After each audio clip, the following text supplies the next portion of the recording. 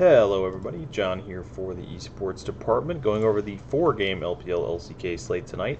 And I gotta say, this is one I'm a big fan of. It seems like we've got 4 matchups here with literally 4 live underdogs, 4 favorites that are at least to some degree playable, and we're starting to get slightly more stats on some of these teams, so we can start to make some slightly better determinations. So the biggest thing I'm going to focus on today is actually starting to look at these stats, but moving them with the opponents that these teams have played, so that we can try to get a better grasp on exactly what's going on. So let's start off in the LPL, and let's start with Estar plus 345 against IG minus 575.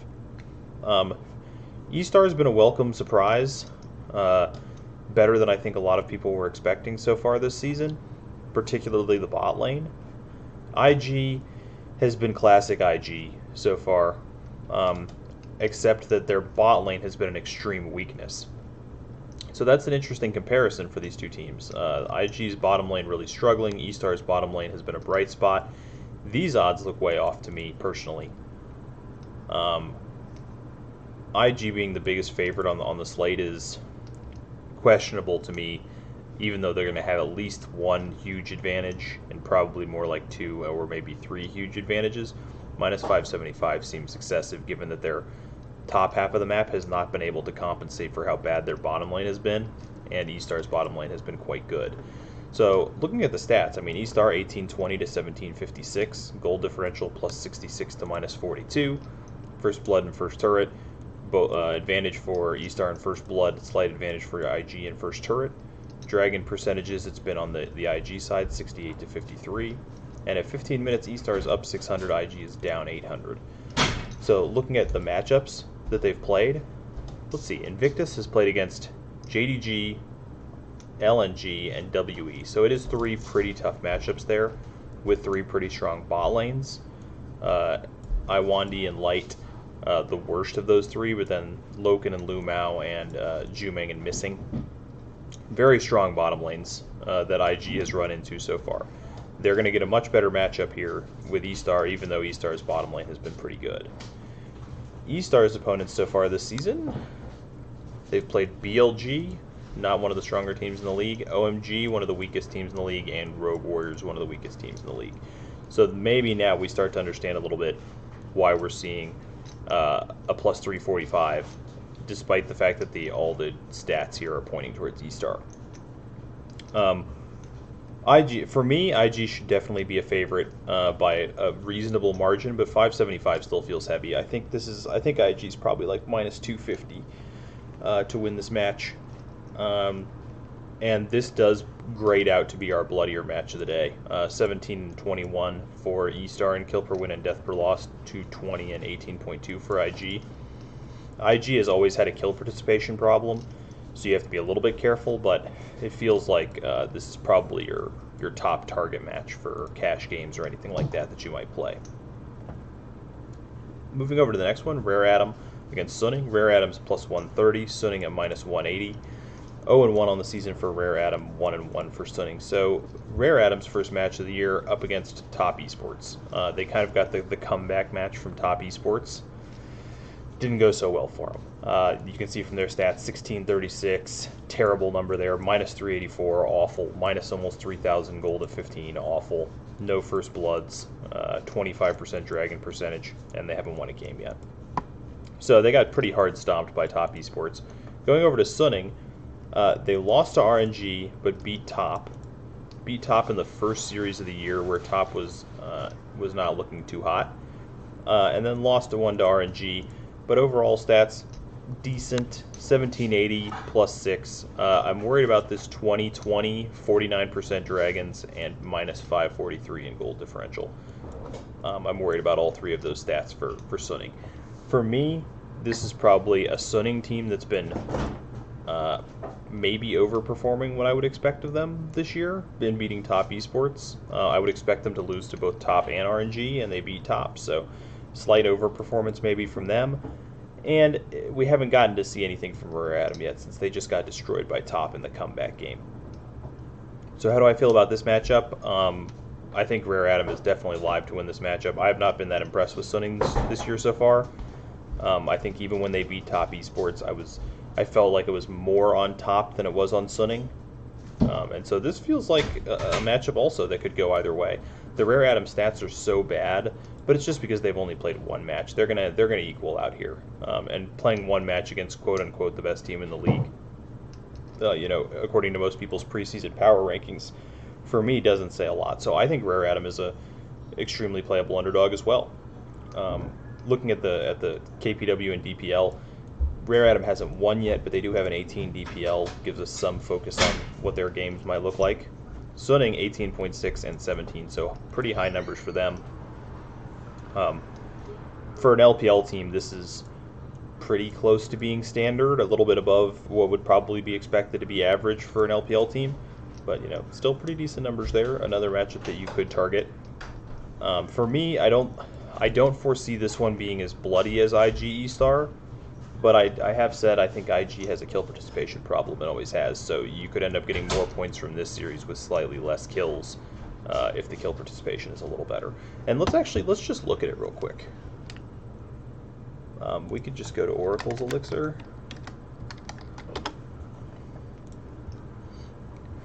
And let's see if they've got the stats up for this season. Oh.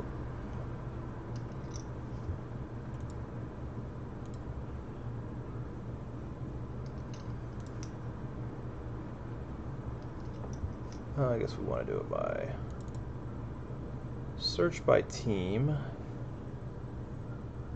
Let's see, Sunning's kill participations, 70s, 80s, only a 60 on SOFM and only a 52 on. That's pretty bad. But 80 for Huanfeng, 71 for Angel, 70 for Bin. So Bin, very, very involved for a top laner.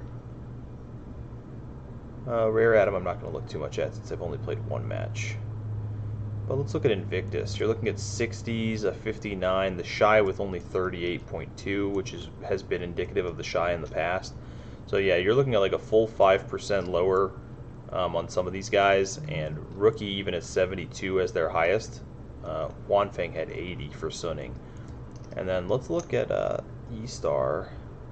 74, 74, 69, 66. So Estar, much more involved. Z's with 58.62. The Shy was at, what, 38? Just not getting himself involved at all. So very low kill participations on Invictus, the point of that. You need them to get a few extra kills in order for these lower kill participations to play out. Rookie, obviously, usually involved. And even Balon, 60% is not the worst for a support. But, yeah, IG always a little bit sketchy because you really need a lot of kills from their games because of the low kill participations. Let's go over and take a look at the LCK. So first up we have Nongshim Red Force, minus 160 up against DRX, plus 115. So Nongshim, in their two matchups so far, I'm still trying to get used to the new symbols. So Nongshim so far has played against Damwon and Sandbox. That's Sandbox, right? Yeah. Damwon and Sandbox. So the top team in the league and one of the bottom teams in the league, at least so far. DRX, more middle of the road. They played against Hanwha and Afrika, so they played against like two middle of the road teams, where Sandbox or where Nongshim has played one of the best and one of the worst. And they're both 1-1. So far, Nongshim 16-12 to DRX 17-16. Goal differential per minute, minus 269 to minus 112. Advantage in first blood for DRX, but first turret for Nongshim. They both have a right around 30% dragon percentage, and they're both getting absolutely slaughtered at 15 minutes. Minus 3188, minus 2115. The question for me when I looked at this game was how much of Nongshim's stats are based on the Damwon Gaming series. So let's go look real quick. Actually, it might be better to do this on GOL. Let's see if we can fire it up here. I want to go back and see Nongshim versus Damwon Gaming.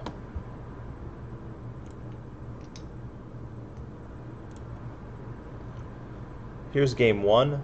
At the 15-minute mark, Dam1 Gaming has a 6K gold lead. Game 2. At the 15-minute mark, they have a 4,000 gold lead. So they have a total of 10,000 gold at 15 ahead of Nongshim. So this number right here, yeah, we probably think that this is pretty heavily based in the Dam1 Gaming series. If we want to prove it even further, let's go back and look at Dam1, or rather Nongshim versus Sandbox, and see what was happening there. So game 1, Nongshim's blue, 2,700 gold lead at 15 minutes. Game 2, this time Nongshim is red, down about 4,000. And game 3, up about 3,900. Are they up 3,900? Are they down 3,900? No. Yeah, up 3,900. So all of their games have kind of been over at 15 minutes. Really, I mean, there hasn't been one there where the 15-minute gold lead was less than like 3,000. But when they were playing against a lower level team, they were mostly, they were ahead in 2 out of 3 games at that time. So this is not necessarily indicative of what you'd expect every game from them. DRX, actually, this is kind of indicative of what you would expect from them, because even in their win, they were behind by a couple thousand gold at 15 minutes in all 3 games. So I do think Nongshim is a rightful favorite here, even though the stats point towards DRX. I think the Dam1 Gaming matchup really screws up Nongshim's stats so far, and we're going to have to see if they look a little prettier after a couple more matchups. But I do think Nongshim's a deserved favorite. That said, this is another underdog that's completely playable for me. DRX, if you want to take a shot on DRX, they're definitely capable. They've overperformed what I expected of them this season, and I think you could definitely see them beating Nongshim in a best of 3. Next, going over to the last matchup of the day, Afrika Freaks minus 145, Live Sandbox plus 105. This one, I ended up putting in another bet on Afrika here. Afrika's stats, considering that they lost one of their matches, are actually pretty incredible. They've played DRX and Fred at Brion, so 2 of the worst teams in the league, most likely. We don't know for sure about DRX yet, I guess, but in theory, 2 of the worst teams in the league. Sandbox, on the other hand, has played against KT Rolster and Nongshim, so 2 of the more like upper-low teams in the league. 2 teams we kind of expect to be in the middle of the table. But the stat differentials are pretty huge. 1825 to 1692, plus 92 to minus 132, 80 and 100 in first blood, first turret for Afrika to 6040, and they have a 74% dragon, plus 2300 at 15 minutes to plus 470. A couple things to point out. So number one, Afrika, I think Afrika really should be 2-0. They really should have beaten DRX in their matchup. They were ahead over 2,000 gold all 3 games at 15 minutes. They really should have been able to win 2 out of 3 of those games. And their stats look very, very good. 1825 is a pretty good number. Plus 92 is great. They've been crushing the early game. But it is interesting to me that Sandbox, despite being 0-2, is positive at 15 minutes. So they're doing well in the early games. And they must have done very well in the early game against KT because they didn't do that well in the early game against Nongshim, as we just saw from looking at it in the Nongshim matchup. So you kind of would want to think that they would be negative after seeing those stats. So they must have done very well against KT. So very good in the early game for Sandbox. Unfortunately, Afrika's early game is what their strength is, I think. If Sandbox is ahead at 15 minutes but is 0-2 on the season, that just generally means that their mid to late game shot calling is not very good. I also think Afrika's mid to late game shot calling is not very good, so which often means it's just going to come down to who got that lead at the beginning, and for me, I think that's probably going to be Afrika. When we look at the kill per wins and death per losses, very high kill per win for Afrika and for Sandbox. They've only won 1 game, but very high kill per wins, but very low death per losses for both teams. I'm guessing that this matchup probably ends up being less bloody than the last time we saw Afrika play. I'm going to check the projections because I'm interested on that. This one, on the other hand, I think Nongshim and DRX, we have the opposite problem. Both the teams have super low kill per wins, but super high death per losses. So it's like the exact opposite of this Afrika Sandbox series, and it kind of depends which side they're playing towards, more so. We did find, I believe, when we did our back testing, that the DPL was more relevant than the kill per win. So I'm going to hope that DRX and Nongshim ends up being the more the bloodier match of the two. I feel like these Afrika LSB games could really be over kind of early, regardless of who got the lead, and maybe teams won't be forced to fight as much. Just very interesting that we have two completely different sets of teams here. Super high kill per wins versus super high death per losses. And admittedly, it's early in the season and the stats are skewed, which is why it's like that. But something tells me that Nongshim DRX might not be that bad. I know Nongshim last season, when they were Dynamics, was a very low kill per win team, but was higher on the DPL. I was just talking to Ian J in the Discord about that. Afrika and Sandbox, a little on the bloodier side. I feel like you need to pick one of these two games and plant your flag and fade one of these two games in the GPPs or whatever. Either Afrika, either DRX and Nongshim, or Afrika and Sandbox. I would pick one of these two games and fade them for sure. If you're going to play the big GPPs and you're entering a lot of lineups, I don't think you can fade these LPL games. I think there's going to be a lot of blood in the LPL. So just wildly interesting to me, the stats on these LCK teams. So let's see what the models have to say about them, because I'm interested in the projections in this one. Let's look at the favorites first. We're looking at Nongshim, Suning, Invictus, and Afrika.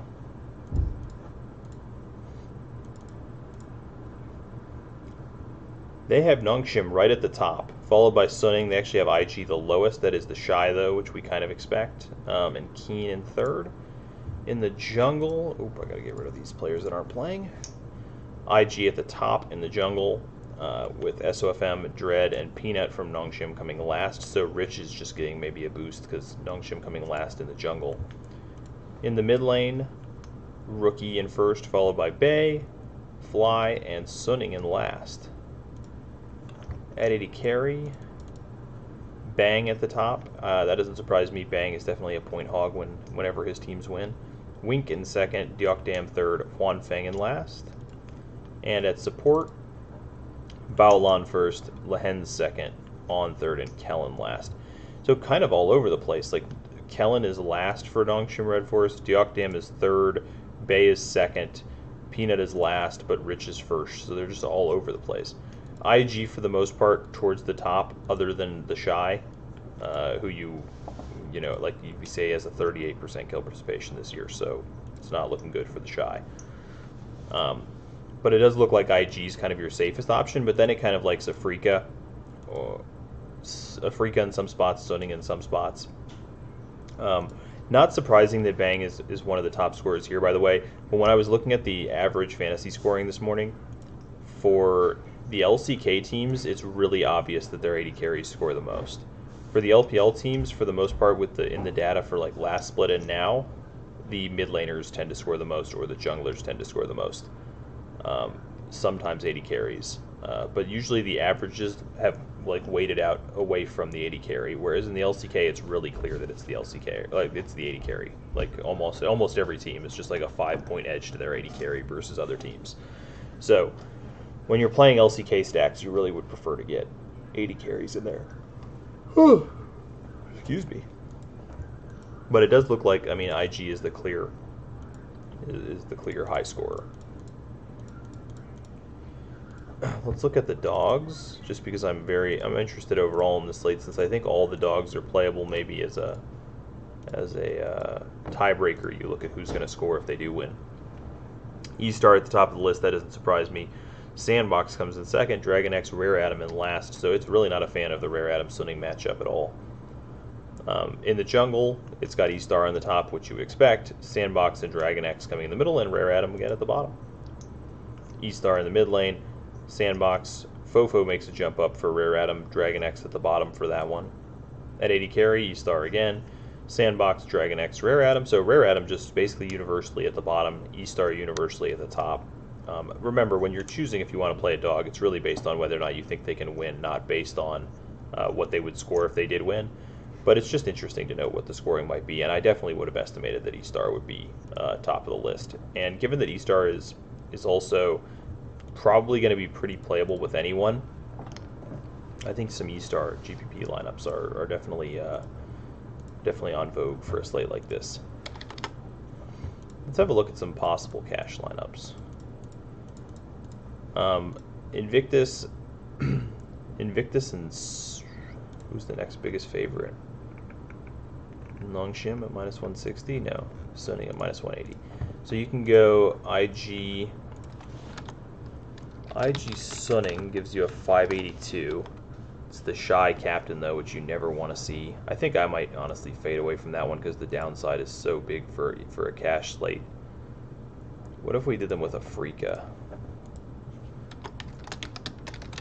IG and Afrika gives you an 80 carry captain. It's kind of wild for me. 615.8. If you did Nongshim instead, 607, you get a jungle captain.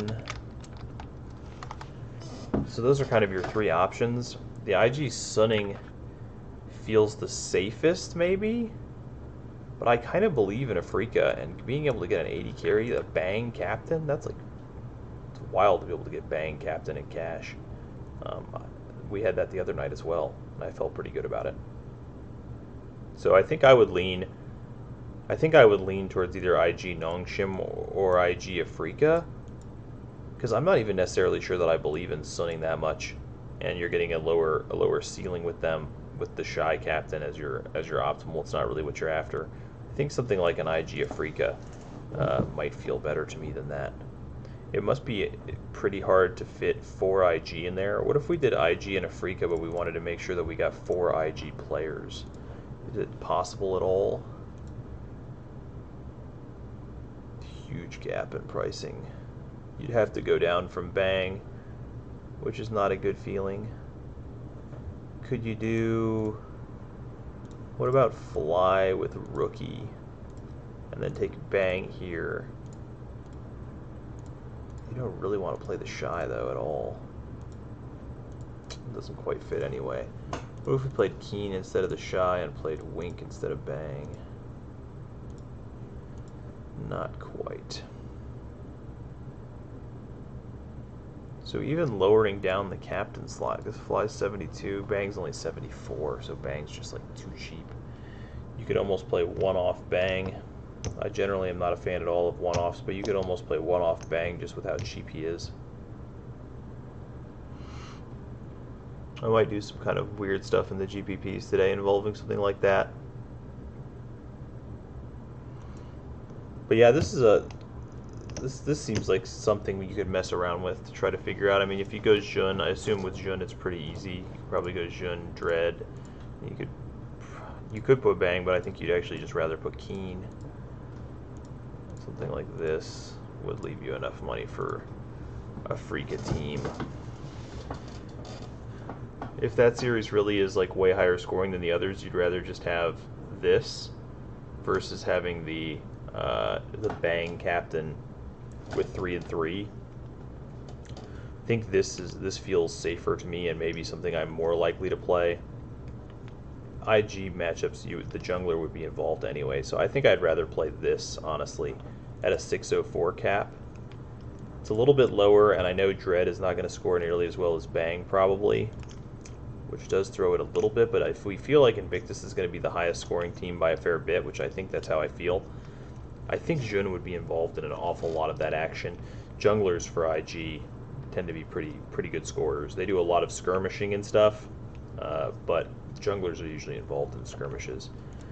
It's hard not to play IG in cash as well because they're just the only really big favorite on the entire slate. And I think 575 is a little heavy, but still they're a pretty big favorite. So it's hard not to play them. One other thing I want to look at before I finish up here, I do think either IG Afrika or IG Nongshim or you could try IG Sunning for cash, but I think I would lean towards IG in one of the Korean teams. But the last thing I want to look at is just to see who Estar fits with if you wanted to play Estar. Is it just straight 80 carry with whoever you want? If I wanted to upgrade, like say Hacker, could I do it? No. Oh wait, but I would be able to switch the team slot.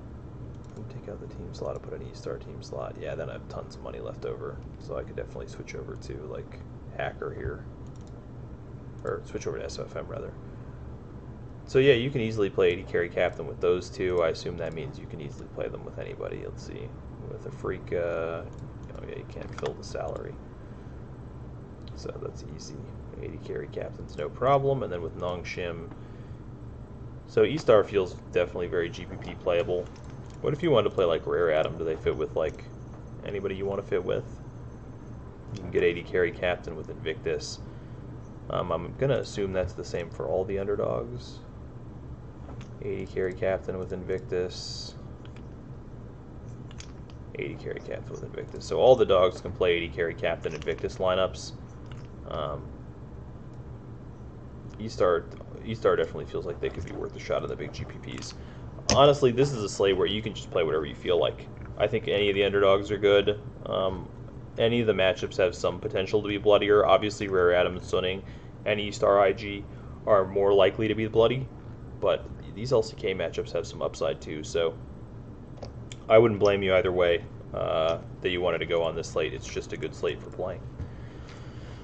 Oh, hopefully that was some moderately useful information for you guys, and let's have some good luck tonight. I'll tell you, I've been killing cash games so far this season. The GPPs, obviously, people know that that I won some big GPPs already this season, which is great. But I've just been slaughtering the cash games, especially the heads ups. I think I've only lost one heads up so far this year, out of like, I don't know, 30 or 40 played.